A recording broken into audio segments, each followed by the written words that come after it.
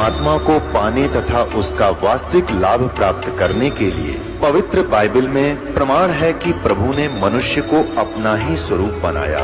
6 दिन में सृष्टि रचकर 7वें दिन विश्राम किया। कुरान शरीफ में प्रमाण है कि हजरत मोहम्मद को खुदा स्वयं कह रहे हैं कि मैंने तुम्हें उस परमात्मा की महिमा बताने के लिए भेजा है। वो परमात्मा कबीर है जिसने 6 दिन में सृष्टि रची तथा 7वें दिन तख्त पर जा विराजा। उसकी खबर किसी बाखबर से पूछकर तो देखो। कृपया अवश्य सुनिए जगत गुरु तत्वदर्शी संत रामपाल जी महाराज के अमृत वचन। परमपिता परमात्मा पूर्ण ब्रह्म सारी सृष्टि के रचनहार कबीर परमेश्वर जी ये असंग ब्रह्मांड के स्वामी हैं। ये वही परमात्मा सन 1398 में विक्रमी संवत 1455 ज्येष्ठ सुदी पूर्णमासी के दिन अपने सतलोक से अमरलोक से सचखंड से सहशरीर आए थे। काशी शहर के बाहर बने एक लहर तारा नामक तालाब के अंदर कमल के फूल के ऊपर एक नवजात शिशु का रूप धारण करके ये भगवान विराजमान हुए थे। वहाँ से नीरू नीमा नाम के पति पत्नी थे। वो निसंतान थे। परमात्मा को गॉड गिफ्ट जान के अपने साथ उठा ले गए। जुलाहे के घर परमात्मा बड़े हुए। लीला में शरीर से जब 5 वर्ष के हो गए बड़े बड़े विद्वानों के छक्के छुड़ान लग गए, क्योंकि परमात्मा का यहाँ आने का उद्देश्य एक ही होता है कि जिस वस्तु को हम भूल गए हैं उसको याद दिलाने आते हैं। जिस साधना से हम विचलित हो चुके होते हैं वो यथार्थ साधना हमें बताने के लिए आते हैं। और उसी परमात्मा की महिमा ये चारों वेद कहते हैं, सुनाते हैं। इनमें वर्णित जो विवरण है वो कबीर परमेश्वर की महिमा का वर्णन है। जैसा कि आप जी को कल रात्रि के सत्संग में सुनाया और दिखाए थे पवित्र वेद कि ये परमात्मा क्या लीला करता है, वो वेदों में लिखा हुआ है कि वो परमेश्वर ऊपर तीसरे मुक्ति धाम में रहता है, सतलोक में, सचखंड में, और उससे ऊपर के लोकों में ये स्वयं विराजमान है। वहाँ से गति करके प्रस्थान करके आता है, सहशरीर आता है। यहाँ अच्छी आत्माओं को मिलता है, उनको फिर ज्ञान देता है, उपदेश देता है, तत्व ज्ञान समझाता है। वो अच्छी आत्माएं वो दृढ़ भक्त होते हैं, वो परमात्मा के एक आज्ञा का पालन करते हैं, अपना भी जीवन सफल करते हैं और हमारे जैसे भोली आत्माओं के लिए भी वो एक एफिडेविट बनाकर चले जाते हैं अपनी अमृतवाणी का, जिसके आधार से आज हमें भगवान को पहचानना बहुत आसान हो गया। पुण्यात्माओं, परमात्मा कितने दयालु हैं। आप बालक हो, बालक का स्वभाव होता है, माता पिता कितना प्यार देते हैं, सीने से लगाए फिरते हैं, और बच्चे को कोई जरा सा भी छोटा सा खिलौना लेकर ऐसे ऐसे कर दे, माता पिता को त्याग कर उसकी तरफ दौड़ लेते हैं। और वो जो उसको थोड़ी सी देर के लिए ललचा रहा है वो उसको आजीवन वो सुख नहीं दे सकता जो माता पिता दे सकते हैं। इसी प्रकार हम अपने परमात्मा को त्याग कर, अपने भगवान को भूलकर इस काल के साथ हम लग गए। तब तो ये हमें अच्छा लगता था क्योंकि दूर के ढोल सुहाने होते हैं। जब हम इसके संपर्क में आए तो इसने वो जलालत की आज आपके समक्ष है। किसी को गधा बना दिया, किसी को कुत्ता बना दिया, कोई सूर बना दिया, किसी का बेटा मर गया, किसी की बेटी मर गई, और किसी की स्वयं को किसी को कष्ट कोड या मानसिक परेशानी सदा बनी रहती है। अब भी यही स्थिति है, क्योंकि परमात्मा जब आए 600 वर्ष पूर्व हमें याद दिलाने आए, क्योंकि इस काल भगवान ने हमारे को बेसुध कर रखा है। हमारी वो बुद्धि छीन ली, समाप्त कर दी, दबा दी इसने कि परमात्मा कोई और है। वो ज्ञान नाश कर दिया जिसमें पूर्ण परमात्मा की विशेष जानकारी थी, जिसको सूक्ष्म वेद बोलते हैं। और जिस कारण से हम यही भटकते रहते हैं, वो परमात्मा दयालु हमें फिर से याद दिलाने के लिए आते हैं। पुण्यात्माओं, इतना अज्ञान ग्रहण कर लिया हमने, जहाँ भी हम जाते हैं एक जैसी दंत कथा सुनाने वाले ये संत मंडलेश्वर मिलते हैं, ये महंत मिलते हैं, जिनको कख का पता नहीं अध्यात्म मार्ग का, और हम इनको परम संत मान के, महाविद्वान मान करके हम इनकी प्रत्येक बात को बगैर किसी ऑब्जेक्शन के हमने स्वीकार किया। अब पुण्यात्माओं, अब तक तो हम अक्षर ज्ञानहीन थे, हमारे पूर्वज शिक्षित नहीं थे, और जिस कारण से हम यहीं भटक रहे हैं। परमात्मा ने ये शिक्षा इसलिए प्रदान की है कि आप भगवान को पहचान सकें, और सदग्रंथों में जो लिखी परमात्मा की महिमा है उसको जानकर दृढ़ निश्चय कर सके कि सचमुच हम जो कर रहे हैं ये सही है, और भगवान कबीर है, परमेश्वर कबीर जी ही अल्लाह हैं, गॉड हैं, रब हैं। वास्तव में यही परमात्मा है, सर्व सृष्टि रचनहार, और यही मोक्ष देते हैं। यही हमारे पाप कर्मों का नाश करके इस जीवन में भी हमें सुख प्रदान कर सकते हैं। अन्य कोई परमात्मा, कोई इष्ट, कोई देव हमारे जीवन में आने वाले संकटों का वो निवारण नहीं कर सकते। उदाहरण के तौर पर जैसे हम श्री कृष्ण जी की महिमा सुना करते थे कि उन्होंने सुदामा जी का महल बना दिया, फिर हम सुना करते थे कि श्री कृष्ण जी ने मोर ध्वज राजा के पुत्र ताम्र ध्वज को आरे से चिरवा कर, जिसकी डेथ हो गई थी, 2 भाग हो गए थे, और उसको जीवित कर दिया। हम इन कृष्णों को देखकर इनको भगवान माना करते थे, लेकिन हमारी बुद्धि अधिक काम नहीं कर रही थी, क्योंकि हमारे पास कोई और विकल्प नहीं था, हमारे पास कोई ऐसा मेजरमेंट का साधन नहीं था जिससे इन भगवानों को हम माप सकें, तोल सकें, इनकी तुलना किसी से कर सकें। अब परमेश्वर ने और उन महापुरुषों ने जिनको भगवान मिले, उन्होंने हमें ये एक पैमाना दे दिया ISI मार्ग का, वेदों और ग्रंथों से प्रमाणों का। तो ये ISI मार्ग हैं के सदग्रंथ हैं, पवित्र वेद, पवित्र श्रीमद् भगवद गीता और पवित्र उन महापुरुषों की अमरवाणी जिनको भगवान स्वयं कबीर साहिब मिले। उनमें से कौन कौन हैं? आदरणीय धर्मदास साहिब जी बांधवगढ़ वाले, आदरणीय मलुकदास साहिब जी, आदरणीय दादू साहिब जी, आदरणीय नानक साहिब जी सिख धर्म के प्रवर्तक, आदरणीय गरीबदास साहिब जी गांव छुडानी जिला जज्जर हरियाणा वाले, आदरणीय गीसा दास साहिब जी गांव खेखड़ा जिला मेरठ उत्तर प्रदेश वाले।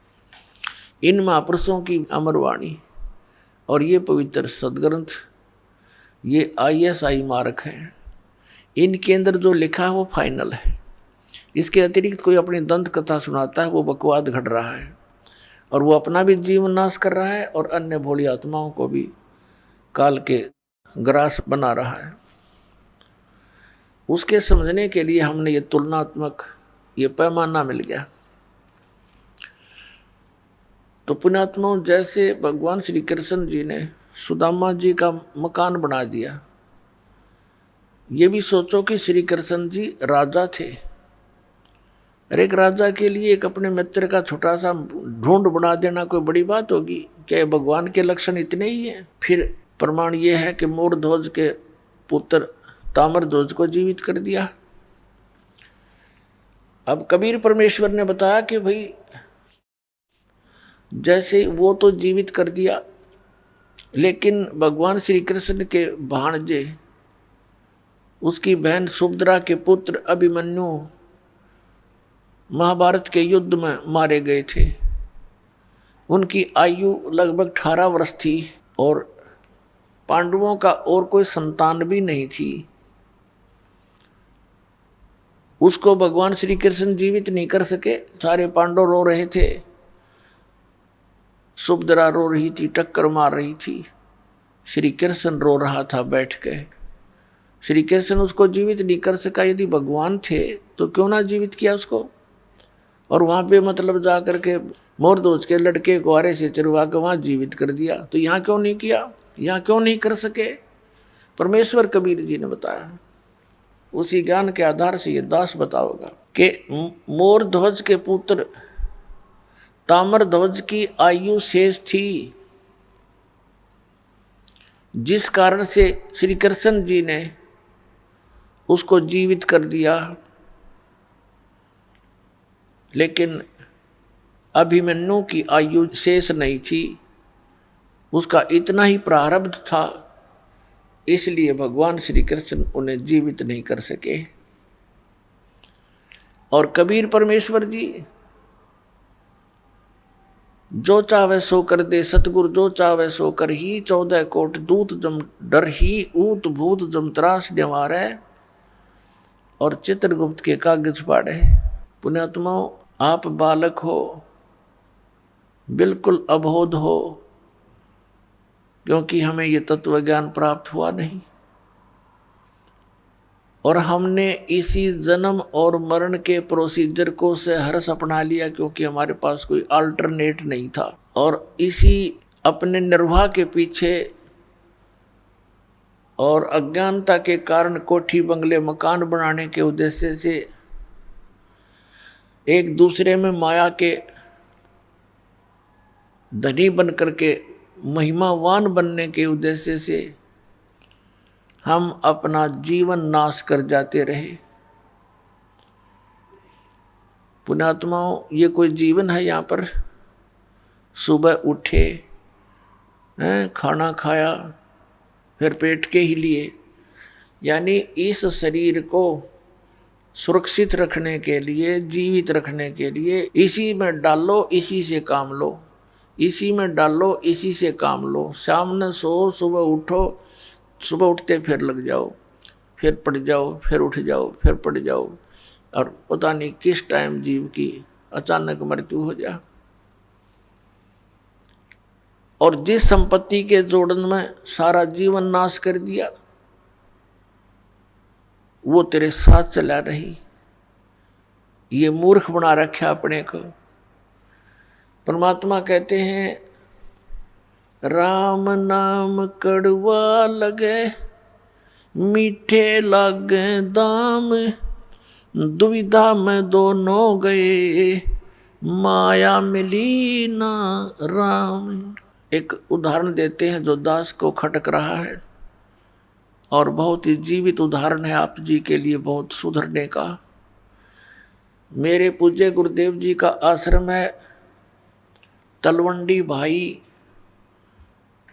जिला फिरोजपुर, पंजाब में। पूज्य गुरुदेव जी के सतलोक गमन के उपरांत ये दास वहाँ सत्संग करने जाता था सैटरडे संडे को, सैटरडे को वहाँ पहुँच जाते थे। तो वहाँ के जो भक्त थे, गुरुदेव के जो शिष्य थे, उनका कोई रिश्तेदार वहाँ कोई वृद्धा गुजर गई थी, बुढ़िया की मृत्यु हो गई थी। उसका शोक व्यक्त करने के लिए शुक्र को आया था। शनिवार को वो जाने लगा 4 बजे से शाम को। उन्होंने कहा कि आप जी आज रुक जाओ। सपरिवार था वो, 4 सदस्य थे घर, वो पति पत्नी, एक बेटा और एक बेटी। छोटी आयु के थे बच्चे, 10-12 वर्ष के आसपास। उनसे कहा कि आप आज रुको रात्रि में और सुबह सत्संग सुन के जाना, संडे को सत्संग होगा, रविवार को। उसने कहा नहीं, मुझे बहुत अनिवार्य है जाना, वहाँ चंडीगढ़ जाना है, मैंने बहुत अनिवार्य कार्य है, जरूरी काम है। उन्होंने कहा काम तो सारी उम्र ही करने होते हैं, आप सत्संग सुनो। वो कहता है सत्संग मैं सुनता ही रहता हूँ। फिर उन्होंने कहा कि सत्संग ऐसा आपने नहीं सुना होगा जो सत्संग कल सुनोगे। वो कहने लगा नहीं नहीं, आपको नहीं पता, मैंने वहाँ पर एक अनुबंध करना है, एक एग्रीमेंट करना है किसी पार्टी से, और उसमें मुझे लगभग 5 लाख रुपए का बेनिफिट होगा। यह सन 1997 की बात है। 1997 के 5 लाख, आज के तो 50 लाख समझ लो। बहुत समझाया पर माना नहीं, चला गया। अंबाला के पास एक बजरी का भरा हुआ ट्रक खड़ा था, बजरी का भरा हुआ। वो किसी कारण से उसके डिफेक्ट हो गया था और उसको जैक लगा रखा था, पिछले व्हील निकाल रखे थे, जैक पर खड़ा था। और उसने तो उसमें वो 5 लाख दिखाई दे थे, कुछ ना दिखा आगे पाछे। और वो मारुति कार में 4 सदस्य थे। वह पूरी स्पीड से गाड़ी उस ट्रक के नीचे घुस गई। वो ट्रक पड़ गया, लगते हैं पहले तो उससे मर लिए होंगे झटके में, और पूरे के पूरे गाड़ी समेत वहाँ दब गए उस ट्रक के नीचे, और 4 मर गए। अब चाट ले उन 5 लाख के बेनिफिट ने, सिर पर धर के नाच ले। भगवान बताते हैं राम नाम कड़ुआ लागे मीठे लागे दाम, और दुविधा में दोनों गए माया मिली ना राम। पुण्यात्माओं, परमात्मा से डर कर जो प्राणी चलेगा, यदि वो नालायक आदमी रुक जाता रात को, उसकी वह बला टल जाती, भगवान का सत्संग सुनने को मिलता, और कभी प्रेरणा भी हो जाती नाम से जुड़ने की। क्योंकि सत्संग में आने से हमारे अंतःकरण के मैल नाश होते हैं, हमारे ऊपर पाप चढ़े हुए होते हैं, जिस कारण से परमात्मा में अरुचि बन जाती है। तुलसी पिछले पाप से हरिचर्चा ना भावे, जैसे जबर के बेगते भूख विदा हो जावे। जैसे मलेरिया जबर के व्यक्ति को भूख नहीं लगती, कुछ खाने की चेष्टा करता है, रोटी आहार प्रतिदिन खाने वाला पदार्थ भी कड़वा महसूस होता है, उसको देखने की भी रुचि नहीं बनती। काजू सेब संतरे भी उसको अस्वादिष्ट लगते हैं। पुण्यात्माओं, न काजू कड़वे हैं, न मनुखा दाख कड़वी है, ना वो आहार रोटी कड़वी है। उसके शरीर की व्यवस्था बुखार ने खराब कर दी। उस जवर के प्रभाव से उस व्यक्ति को वो स्वादिष्ट वस्तु भी कड़वी महसूस हो रही है। अब उसका ट्रीटमेंट क्या है कि कड़वी कुनीन ही खानी पड़ेगी, ना चाहते हुए फांकी मारनी पड़ेंगी उन कड़वी गोलियों की, और फिर वो जवर कम होगा। जितना जवर कम होता चला जाएगा, उतना ही भूख लगती चली जाएगी। और पुण्यात्मा, एक दिन उसको इतनी भूख लगती है जब वो स्वस्थ हो जाता है, लुखी सूखी रोटी भी, सब्जी भी ना हो, कहता घर वालों को दे दे जैसी है, और खा जाता 3-4 रोटी बगैर किसी सब्जी आदि के स्वाद बनाए बिना ही खा जाता है, इतनी भूख लगती है। पहले उसको एक ग्रास भी मुख की तरफ करना दुभर हो गया था। इसी प्रकार परमात्मा हमें याद दिलाते हैं कि जैसे पाप कर्मों के कारण आपकी आत्मा पर जवर हो गया, आप जी को ये राम नाम की इतनी मीठी वस्तु, इतनी स्वादिष्ट, ये आज कड़वी लगे, अच्छी नहीं लगती। इसका इलाज क्या है, उपचार क्या है कि आप जी ना चाहते हुए भी सत्संग सुनना पड़ेगा। मन नहीं मानता है क्योंकि वो तो जवर है, लेकिन जवर को उतारने के लिए रोटियों से भी कड़वी गोली खानी पड़ी। तो इसलिए आप जी ने सत्संग सुनना पड़ेगा, चाहे बैठ जा, जबरदस्ती बैठा रहे वहां पर। और फिर क्या होता है, ये परमात्मा की अमर वाणी है, और पूरे संत के द्वारा जब ये उच्चारण की जाती है उनका असर न्यारा होता है। एक आम आदमी तो रोज पढ़ इन वाणियों ना, किससे का असर नहीं।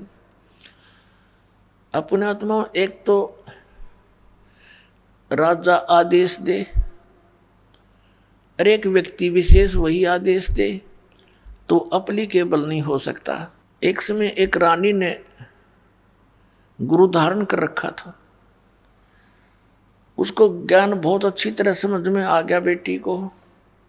वो अपने पति से प्रतिदिन प्रार्थना करती थी कि नाम ले लो, ये राजपाट सदा नहीं रहेगा, सदा राजा नहीं रहोगे तुम। वो कहता था तू लेरी नाम है, मैं के न्यारा लूंगा, आप बिलेरी बस घर में एक बहुत है। संत से सुने हुए ज्ञान से वो कहा करती थी, देखो जी मैं खाना खाती हूँ तो मेरा पेट भरेगा, आप खाओगे तो आपका भरेगा, तो आपने भी भक्ति करनी चाहिए। वो कहता फिर मैं लेता हूँ, सुबह उठकर राम राम करता हूँ और ओम जय जगदीश हरे की आरती गाता हूँ। तो उसने बताया जी ऐसे काम नहीं बनेगा। संत जी ने, गुरु जी ने बताया कि गुरु बिन माला फेरते, गुरु बिन देते दान, गुरु बिन दोनों निष्फल हैं, चाहे पूछो वेद पुराण। राजा ने सोचा यार रोज कान खावे मेरे, इसके गुरुजी से ही डिस्कस करके आता हूं मैं एक दिन, और उससे पूछता हूं कि क्यों दुनिया को मूर्ख बना रहे हो तुम, इनको बहका रहे हो अपने पैसे ऐंठने के लिए। भगवान ने की तब बैठ कर बजले, घर पे भी तो भज सकते हैं, गुरु की के आवश्यकता। इस उद्देश्य से उसने कहा अपनी पत्नी से, ठीक है मैं एक दिन तेरे गुरु जी से मिलना चाहता हूँ। रानी की खुशी का ठिकाना नहीं रहा कि एक बार यूँ चला गया तो इसके 16 दिन आ जाएंगे, सुदन आ जाएंगे। राजा ने कहा मैं परसों चलूंगा। रानी ने अपने गुरुदेव से बताया। अब गुरुदेव तो जान उनको परमात्मा की कृपा होती है, वो समझ गए कि राजा कोई कुबद लेकर आवेगा ना, राजा की इतनी अच्छी किस्मत नहीं होती वो सत्संग में आ जाओ, तो बकवादा में राजी रहा करे। क्यों उस समय उसका आगे पाछे 50-60 आदमी सलूट मारनी है, जी सर करनी है, उसने भगवान की आवश्यकता कतई नहीं होती, वो तो ज्ञान से पता लगता है। राजा आया और अच्छा आसन दे दिया गया राजा को। तो संत जी ने कहा कि आओ राजन, कैसे आगमन हुआ। राजा तो जिस उद्देश्य से गया था सीधा ही बोला कि आप क्यों इन भोले बालों को मूर्ख बना रहे हो, क्या गुरु बनाना आवश्यक है, भक्ति तो वैसे भी कर सकते हैं, क्यों दुनिया को मूर्ख बनाए बैठा है। तो संत ने सोचा कि अब मैं जय इसके प्रश्न का उत्तर नेगेटिव दे दूंगा, उसको तो नेगेटिव लगेगा, तो ये ना जाने के कुबद कर देगा। उसने कहा राजन अब तो मेरा भजन का समय हो गया है, मैं कभी आपके घर आऊँगा और आराम से बैठ कर डिस्कस करेंगे। राजा ने सोचा बहुत बढ़िया, वहाँ इसकी खूब खबर लूँगा, अच्छी तरह इसके कान खाऊँगा, सारी पूछ लूँगा इससे। कहने लगा ठीक है आप वहाँ आ जाना। यूँ कह कर राजा उठ कर चला। अब क्या हुआ, रानी को बता दिया अपनी शिष्या को, बेटी मैं परसों आऊँगा, राजा से मिलूँगा। उसने जाके घर बता दिया कि कल गुरुजी आएंगे मेरे। अब राजा बाहर बैठा सिंहासन के ऊपर, नो सज दे के अपनी पूरी टौर दिखाने खातिर आसपास सैनिक खड़े, बॉडीगार्ड, अंगरक्षक, नौकर। अब बाहर पहरेदारों से यानी नौकरों से बोल दिया गया कि एक संत आएंगे। रानी के जो संत हैं वो नौकर जानते थे क्योंकि रानी को साथ लेकर जाते थे रथ वगैरह में, कि उसको आने देना, रोकना नहीं। अब वो संत जी सीधे जा रहे थे, राजा बैठा सिंहासन पर, ऊंचे आसन पर, सैनिक खड़े थे। उस संत ने कहा कि सैनिकों इस राजा को अरेस्ट कर लो, जेल में डाल दो। अब वो उसके मुंह की तरफ देख रहे हैं कि यू क्या बकवास कर रहा है, और वो राजा भी देख रहा है कि यू अच्छा बकवास दिया आदमी, ये तो मेरे राज्य को हड़पना चाहता है। उस संत ने फिर कहा कि तुम्हें सुनाई नहीं देता, अरेस्ट करो इसको, गिरफ्तार कर लो इसको, ये बैठा सिंहासन पर। अब वो टस से मस नहीं हुए, वो आज्ञा का इंतजार कर रहे हैं, आदेश का, कि राजा क्या आदेश देता है, इसका बकलता रहा है भी। राजा ने कहा कि इसको अरेस्ट करो। इतना कहना ही था कि वो पकड़ ली बाजू दोनों तरफ से। अगला आदेश क्या होगा ये वो इंतजार कर रहे थे। तब वो संत कहता है कि राजन, गराए आदमी की बेइज्जती नहीं करा करते। आप तो तू बुला के आया मेरे को, राज मेरी बेइज्जती कर रहा है। राजा बोला तेरा दिमाग खराब हो गया, तो ये शब्द कैसे बोले कि इसको गिरफ्तार कर लो। उस संत ने कहा कि मैं आपके प्रश्नों का उत्तर देने आया हूं कि गुरु के बिना क्या भगवान की भक्ति नहीं हो सकती। राजा बोला कि ये कैसा तेरा उत्तर भाई, कि मैंने छुटवाते देख बनते हैं फिर बताऊंगा। तब उस राजा ने कहा छोड़ दो, उन्हें छोड़ दिया। अब संत ने कहा कि देखो राजन, जो शब्द मैंने बोले थे वही आपने बोले। मैंने इनसे बोला था राजा को अरेस्ट कर लो, ये टस से मस नहीं हुए, और आपने वही शब्द बोले थे इसको अरेस्ट कर लो। ये सभी गति में आगे और तुरंत मुझे गिरफ्तार कर लिया। आपके वचन में शक्ति है, मेरे वचन में वो शक्ति नहीं है जो आपके में है। आपके आदेश लागू हो गया। इसी प्रकार आध्यात्मिक मार्ग में मेरे वचन में शक्ति है, और मैं जो वचन दूंगा वो कार्य करेगा, और आप उसको कहते रहना वो कार्य नहीं करेगा। ठीक इसी तरह ये उदाहरण समझ ले। राजा की बुद्धि साफ होगी, नीचे उतर गया सिंहासन से, चरण पकड़ लिए। तो पुण्यात्माओं, ऐसे जो साधना हम गलत भी करते हैं, अपने मनमुखी भी करते हैं, उससे भी लाभ नहीं होता। तो संत के वचन में शक्ति होती है, और उस शक्ति से ही वो शब्द आपके अंदर काम करता है। जैसे जो औषधि होती है, इंजेक्शन के माध्यम से शरीर में प्रवेश कर दी जाती है तो वह काम करेगी, और बगैर सिरंज के वह अंदर नहीं जा सकती। तो ये समझो कि संत की वाणी सिरंज होती है, वो आपके अंतःकरण में इस मंत्र को प्रवेश करती है, फिर वो मंत्र आपके यहाँ कार्य करता है। इन्हीं मंत्रों को अन्य आदमी देता रहेगा, कोई लाभ नहीं होगा, अधिकारी है ही नहीं वो उसको देने का। तो इस प्रकार संत वचन की शक्ति से आपके अंदर भक्ति प्रवेश करते हैं, और फिर इस सत्संग के माध्यम से ये वाणी, अमर वाणी जो महापुरुषों ने बोली थी, उस वाणी को अधिकारी बोलता है तो वो आपके ऊपर असर करती है। वो ऐसे असर करती है जैसे किसी को सर्प डस जाता है, और उस सर्प के विष उतारने का एक मंत्र बोलता है गार्डू, वो सपेरा। तो उस समय वो व्यक्ति मूर्छित पड़ा होता है जिसको सर्प ने काट रखा है। उसको पता ही नहीं ये बोलने वाला क्या वाणी बोल रहा है, और उसको बार बार उच्चारण करने से कुछ समय के बाद उसमें हलचल होती है, विष उतर जाता है, और ना उस वाणी को वो समझता है कि बोल क्या रहा है। तो पुण्यात्माओं, ठीक इसी प्रकार हमारे अंतःकरण, हमारी आत्मा पे पाप कर्मों का विष चढ़ा हुआ है।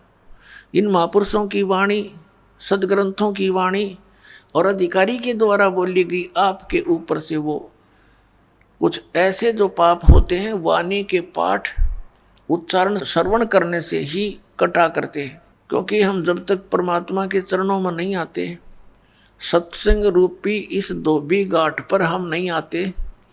ये ड्राई क्लीन की शॉप समझ लो, यहाँ पर ड्राई क्लीन की दुकान है यहाँ। तो जब तक हम इसके संपर्क में नहीं आएंगे तो मैल कैसे समाप्त होगा? मैल समाप्त हुए बिना उज्जवल कपड़ा कैसे होगा? तो आप यहाँ आते हो, अपने मित्र प्यारों को भी लाते हो। हमने भी जितने दिन सत्संग होता है, सबको आना अलाउड कर रखा है, आओ सत्संग अवश्य सुनो। बाकी समय में हम केवल अपने भक्तों से ही मिल पाते हैं, अन्य से कोई हम डिस्कस कर भी नहीं सकते, इसलिए अन्य को आमंत्रित नहीं करते। अन्य दिनों में सत्संग के दौरान सभी आ सकते। तो कोई मित्र, कोई रिश्तेदार, रिलेटिव किसी के साथ आता है, तो चाहे वो किसी उसकी शर्म से भी आ गया, प्रार्थना से आ गया, किसी कामवश आ गया, तो यहाँ सुनेगा। वो चाहे अनचाहा बैठा रहे, उसके ऊपर भी उस गारुड़ के मंत्र की तरह असर हो रहा है। और एक दिन ऐसा आएगा कि उसको भूख लगेगी उस परमात्मा की वाणी की, और फिर वो ऐसा आएगा कि लोग नोकेंगे, इसका भी पता नहीं कि मंत्र मार दिया।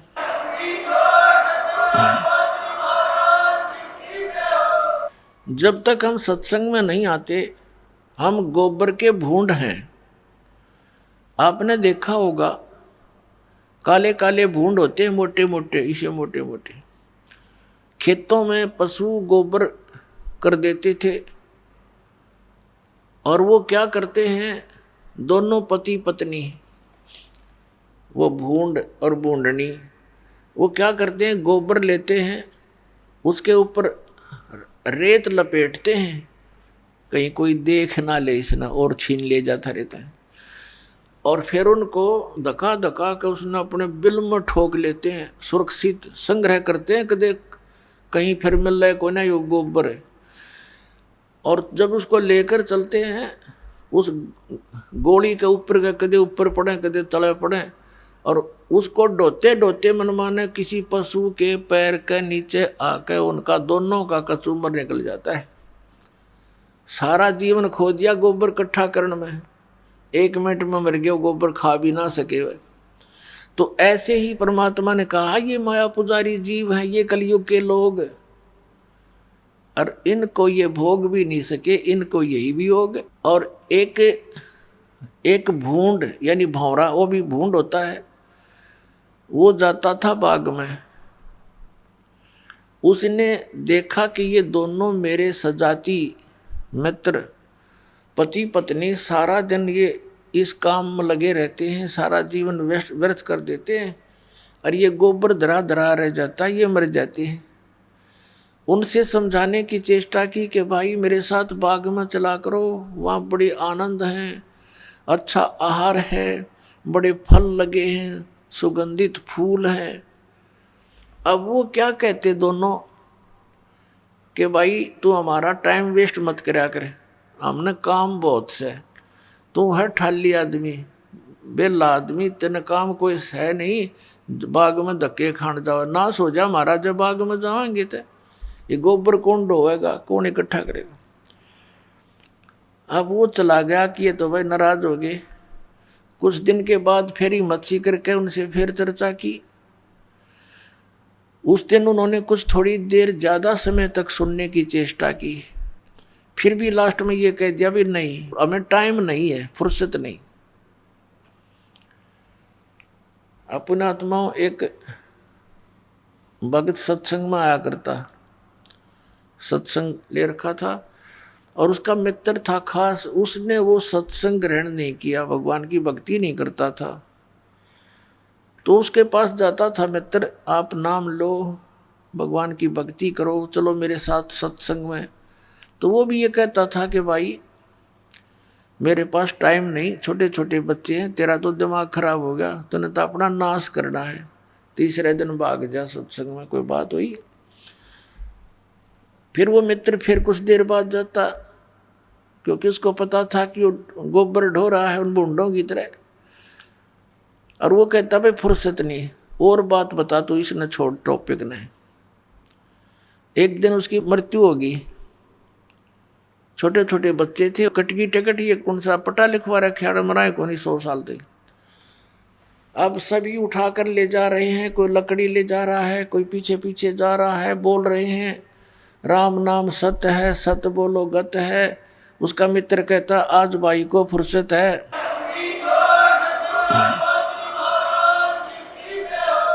वो कहते हैं राम नाम सत्य है, सत्य बोले गत है, और वो कहता है आज इसको फुर्सत है।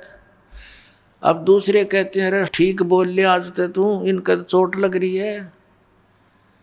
उसने कहा तो इससे ठीक मैं बोल भी नहीं सकता, इससे ठीक और क्या बोलूं। आज इसने पूरी फुर्सत होगी, जब तक इसने 1-2 दिन का टाइम नहीं था मेरे साथ चलन का, अरे भी गया कति काम थे। तो पुण्यात्माओं, इन बातों को गहराई से सोचना पड़ेगा आपने। ये कोई डूम बाट के गीत नहीं है, महापुरुषों के दिए हुए एग्जाम्पल है, महापुरुषों के बताए हुआ ज्ञान है। हम बालक हैं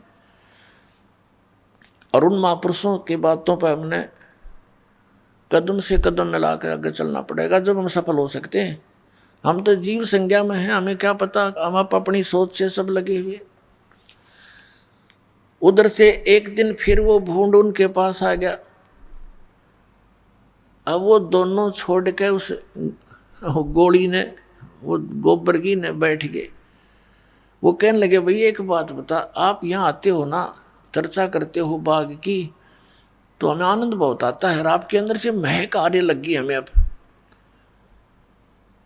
एक दिन उस बूंद ने हिम्मत सी करी कि भाई मेरे दो टाइम तो है थोड़ा, पर एक दिन चलूंगा तेरे साथ। तो उस बौरे ने कहा भी तेरा आके मैं गोबर इकट्ठा करवा दूंगा, तेरी मदद करा दूंगा, जो यू कम रह गया था, तो चल पड़े मेरे साथ। इस बात से वो प्रसन्न हो गया बूंद, अगले भाई काम तो यू करवाई देगा मेरा आके ने, चल मैं चलता हूँ। चल पड़ा। अब जाके देखा वहाँ पर महक फूलों की। अब कभी तो उस फूल पर बैठे, कभी उस फूल पर बैठे, अरे एक फूल पर ऐसा बैठा उठे को नहीं, और रात्रि में फिर शाम के समय वो फूल बंद हो गया, अंदर रुक गया वो। अब भौरे ने पता था उसको कि सुबह पाओगा, यहीं पर बैठा, सुबह फूल खुलेगा। तो वो सुबह गया भौरा, तो क्या देखा उसने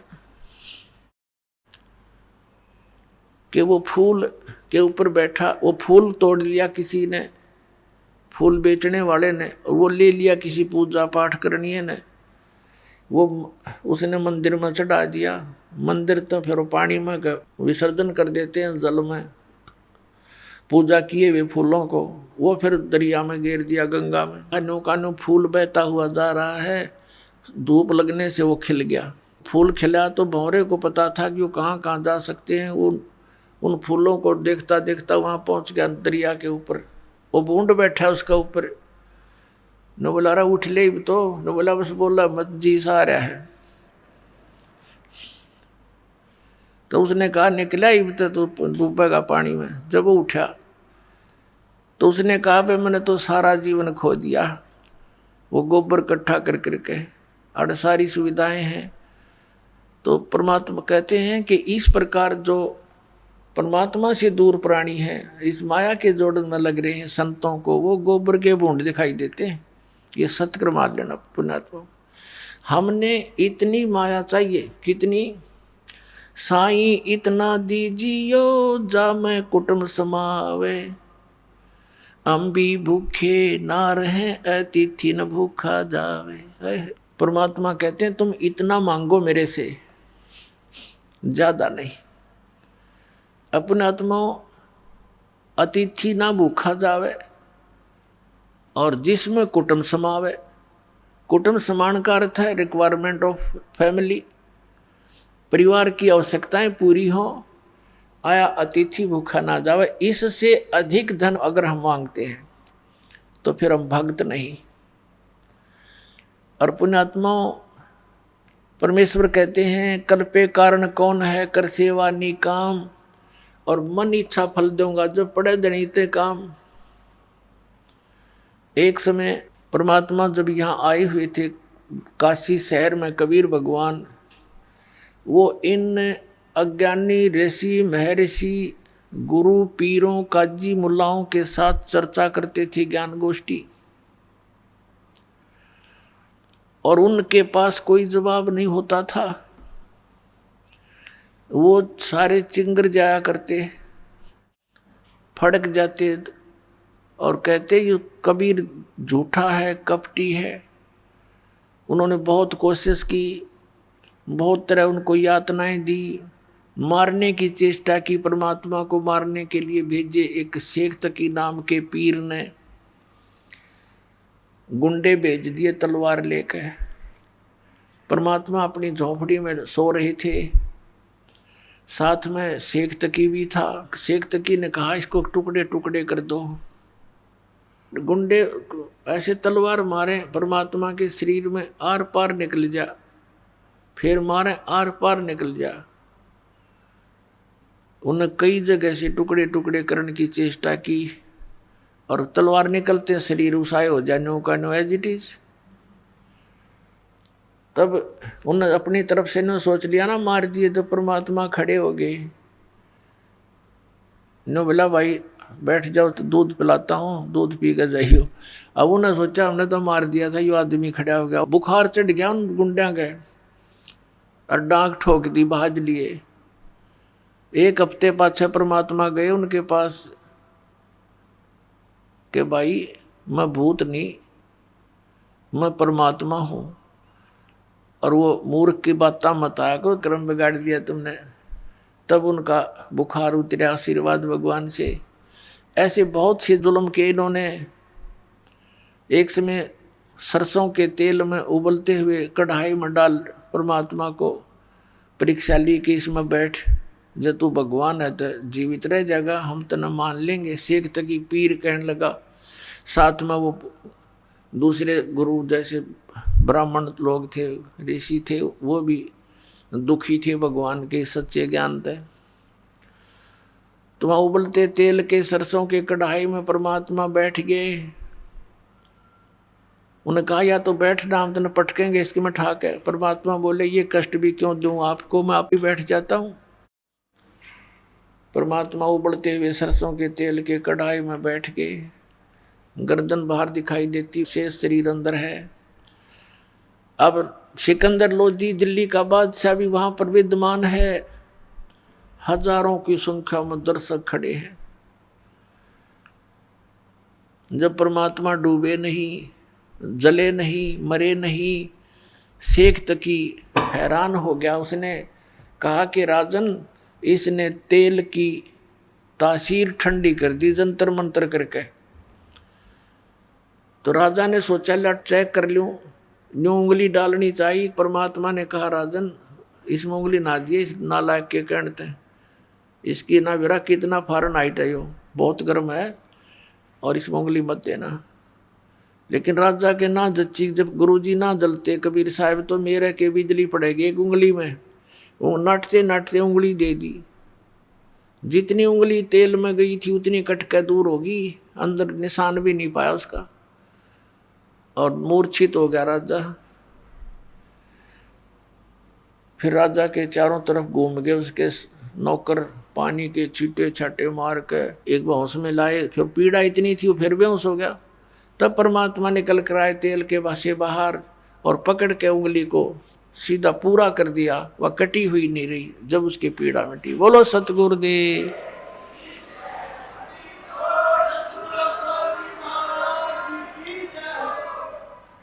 तो उस समय परमात्मा ने खड़ा होकर के सत्संग किया कि बोले बच्चों, ये जितने भी गुरु और पीर हैं ये तुम्हारे शत्रु हैं। तुम्हें डिवाइड करके बैठ गए, हिंदू और मुसलमान बना लिया। इन अपने स्वार्थ के लिए, तुम्हारे हित से इनको कोई लेना देना नहीं। तुम मेरे बच्चे हो, तुम एक पिता की संतान हो, हिंदू और मुसलमान अलग अलग नहीं हो। ये तुम्हारा भूल डाल रखी है इन अज्ञानियों ने। तो इस तरह काफ़ी देर सत्संग किया। लोग उस चमत्कार से प्रभावित होकर के कई हजारों ने परमात्मा का उपदेश लिया, दीक्षा ली, शिष्य बने। और भी बहुत सारे ऐसे लीलाएं परमात्मा ने की। अब जैसे इन्होंने क्या किया कि भी ना तो यूँ मारे तो मरता, ना यूँ ज्ञान में हारता। अब इसका क्या करें। वो सारी मजलिस हुई, उनकी मीटिंग करी किसने, हिंदू और मुसलमानों के गुरु और पीरों ने। उन्होंने के स्कीम बनाई कि एक झूठी चिट्ठी डाल दो सभी संतों के डेरों वालों के पास कि भाई कबीर भंडारा करेगा और 3 दिन का भंडारा होगा। प्रत्येक भोजन के बाद सबको एक असरफी यानी 10 ग्राम सोना और एक दोहर होती थी, बहुत अच्छा कंबल टाइप समझ लो। उस समय का सबसे उत्तम जो कंबल समझो वो दोहर होती थी। एक दोहर देगा, एक असरफी देगा, जितनी बार भोजन खाओगे, ऐसा लिख दिया। अब वो लालची माया के पुजारी, वो मंडलेश्वर, उनने सारे अपने शिष्य साथ ले लिए, छोटे बड़े रोगी कोडी जो भी थे उनके आश्रम में, और कहा सब लाल कपड़े पहन लो, साधु बन जाओ। और चल पड़े, किस लिए कि ये सभी जितनी बार भोजन खाएंगे उनको दोहर मिलेगी, असरफी मिलेगी। वो मुखिया के पास जमा कराते हैं, फिर वो सारे, वो मुखिया ना अपना ये लालच सोचकर सारा ना खिलाया। तो वहाँ काशी में निश्चित तिथि रखी हुई थी, जो सभी इकट्ठे हो गए। 18 लाख ये नकली संत पंथ सारे आगे। अब सुबह सुबह आदरणीय रविदास साहिब जी, जो अधिकतर परमेश्वर कबीर जी के साथ रहा करते थे, वो अपने घर से आए। उसने देखा भी आज इतने महात्मा कैसे इकट्ठे हो गए हैं।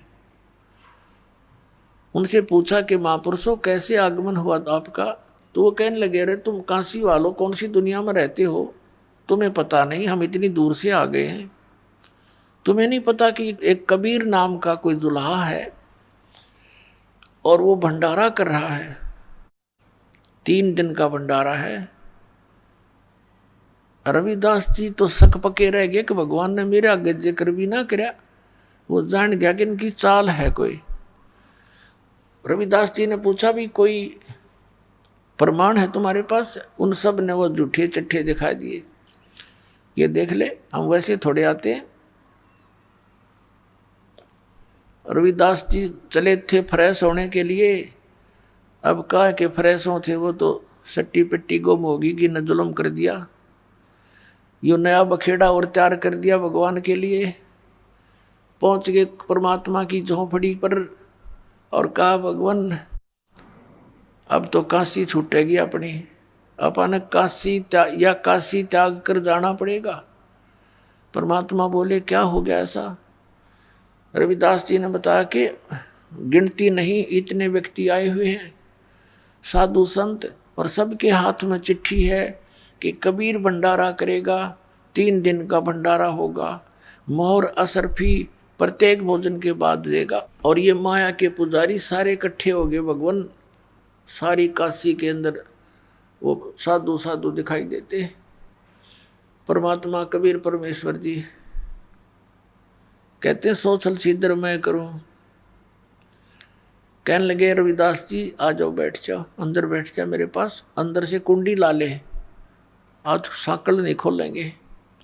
और भाई ऐसा करूँगा, रात्रि में अपने बच्चों को, अपने माता पिता को लेकर मैं चला जाऊँगा बाहर। ये नहीं जीने देंगे रविदास मेरे को। अपने आत्माओं कबीर परमेश्वर के अपने बच्चे नहीं थे, ना उनकी कोई शादी विवाह हुआ था। 2 बच्चे इस शेख तकी की फड़क निकालने के लिए, और इस उद्देश्य से कि ये शायद मान ही जावे,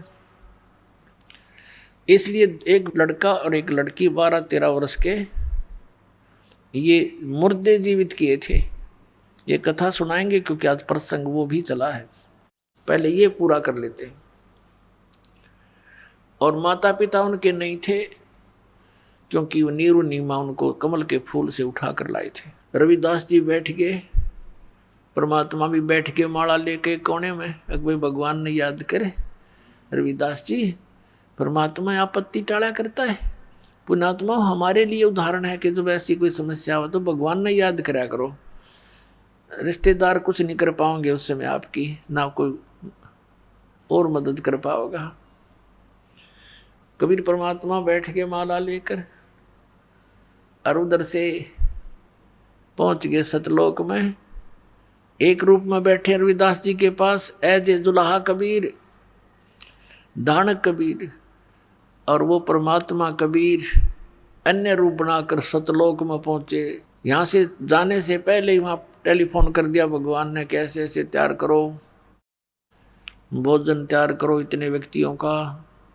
जब परमात्मा वहां पहुंचे सतलोक में, उसी समय कहा कि हे भगवान, आपके आदेश अनुसार ये सब तैयार कर रखे हैं और ले चलो, हम भी साथ चलते हैं आपके। 9 लाख बैल बनाए परमात्मा ने उन्हीं ऊपर की आत्माओं के, और उनके ऊपर जैसे गधे पर बोरा रखते हैं, थैला, उसमें सामान रख देते हैं।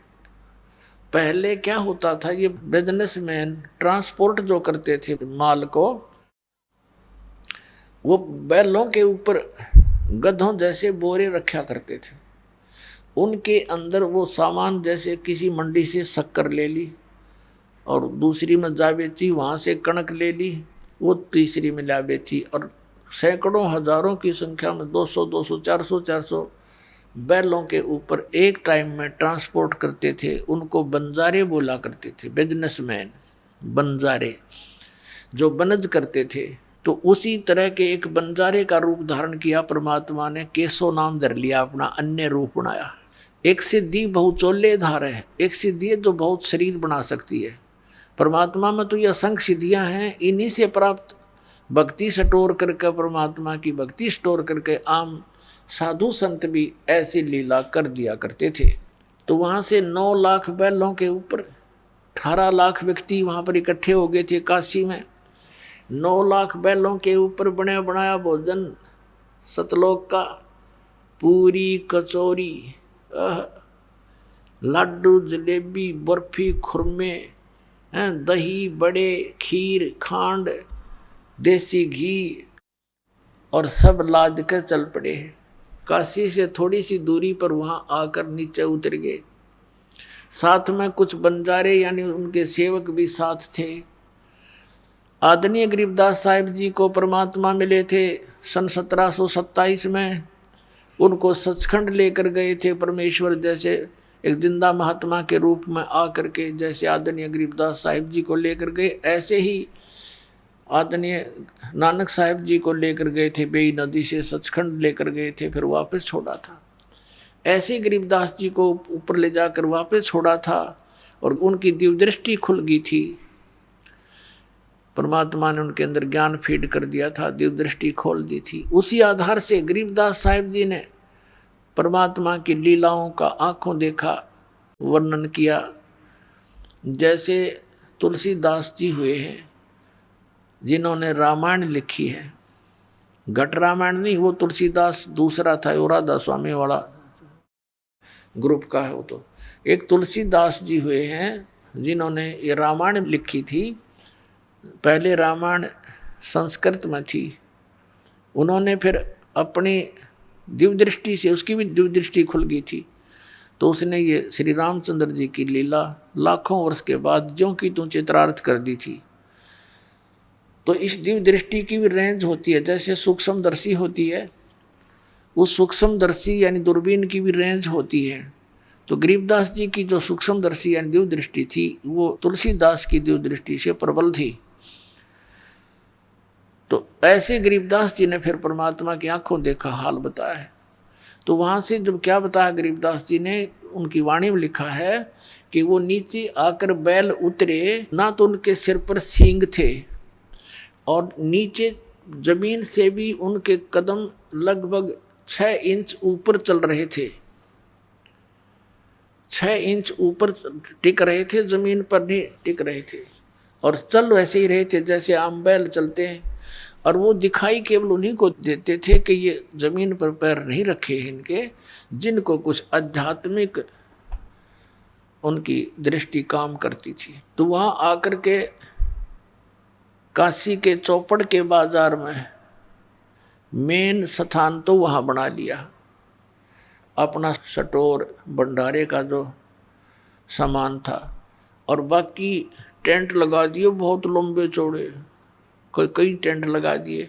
फिर उन टेंटों के अंदर भंडारा शुरू कर दिया, टेंटों से बाहर टेंटों में सामान डाल दिया, और लोग आगे भाई रोटी खाने लगे हो तो भंडारा शुरू कर दिया। 18 लाख आदमी, और साथ में वो सतलोक से आए हुए हंस, ये राधा स्वामी वाले ठेकेदारी ले रहे हैं सतलोक की, इन कक का पता नहीं, क्योंकि वहाँ तो प्रकाश ही प्रकाश है, नूर ही नूर है, वहाँ भगवान है ही नहीं। वहाँ गई हुई जीवात्मा ऐसे समा जाती है उस परमात्मा में, प्रकाश में, जैसे बूंद समुद्र में है। फूटे बाग हमारे, ऐसे गुरु मिले हमारे को नकली। वहाँ तो सारी व्यवस्था है, यहाँ से बहुत सुंदर आहार हैं वहाँ के, तो वो आहार सतलोक से लेकर आए भगवान ने, वहाँ भंडारा शुरू कर दिया। अब जो भी खावे परमात्मा का सतलोक का आहार, उंगली चाटता ही रह जावे। 2 रोटी खाने वाला भी 6 रोटी खावे, इतना स्वाद लगा, गेला डाइजेस्ट हो जावे, क्योंकि भगवान का अमृत आहार। तो वहाँ तो प्रोसीजर चल पड़ा खाने का, और साथ में 2 रसर पी दे तुरंत, वो केसो रूप में आगे परमात्मा। और उन सब को भोजन खाकर आवे भाई इधर से आ जाना, वो उठावे एक दोहर एक असर पी ले भाई, 2 रसर पी ले भाई, चलते रहो। अब उस शेख तकी जो सिकंदर लोधी का धार्मिक गुरु था, उसकी भी इस षड्यंत्र में मुख्य राय थी। तो उसने ये सोचा कि कबीर तब भाग्या होगा काशी छोड़ के, और राजा से कहते हैं, राजा के पास भी एक पत्र भिजवा दिया कि आप भी आइएगा, हम भंडारा कर रहे हैं। तो शेख तकी ने कहा जी देखो आपके गुरु का पत्र आया है। टोंट कसी उसने, आप चलोगे? राजा बोला सिकंदर लोधी के अवश्य चलूंगा मैं। कब का भंडारा है? कैसे भंडारा? इस दिन का। अच्छा चलेंगे। वो चल पड़े। दिल्ली से काशी के लिए 2-3 दिन लगने थे, उन्होंने पहले प्रस्थान कर दिया। तो पहुंच गए उस दिन, निश्चित दिन सुबह सुबह। वहां जाकर देखा कि भंडारा चल रहा है। अब शेख तकी की तो मरगी माँ, उसने इतना सोचा था कबीर भाग गया होगा, वह लोग गाली दे रहे होंगे खड़े खड़े से भी, जितने साधु संत आवेंगे। अब उसने सोचा क्यों तो भाई कमाल हो गया, वो तो कलेजा पकड़ के बैठ गया। आज्ञा के बनी भाई, उनसे पूछता है कौन दे रहा भंडारा, ये कौन दे रहा भंडारा? तो बताया गया कि एक केशव नाम का बंजारा है और स्टैंड में विराजमान है, वो ये भंडारा कर रहा है। सिकंदर लोधी और शेख तकी वहां गए। राजा ने पूछा भाई आप कौन हो, आप क्या लगते हो कबीर भगवान के? केशव रूप में विराजमान परमात्मा केशव बंजारे के रूप में कहता है कि मैं उसका पगड़ी बदल मित्र हूँ, यार हूँ, वो मेरा फ्रेंड है, मैं बंजारा हूँ। मेरे पास एक पत्र गया था उनका कि ऐसे ऐसे एक छोटा सा भंडारा करना है, कुछ सामान लेते आइएगा। अब शेख तकी नौकर, इसने छोटा है भंडारा मान रही है तो भाई।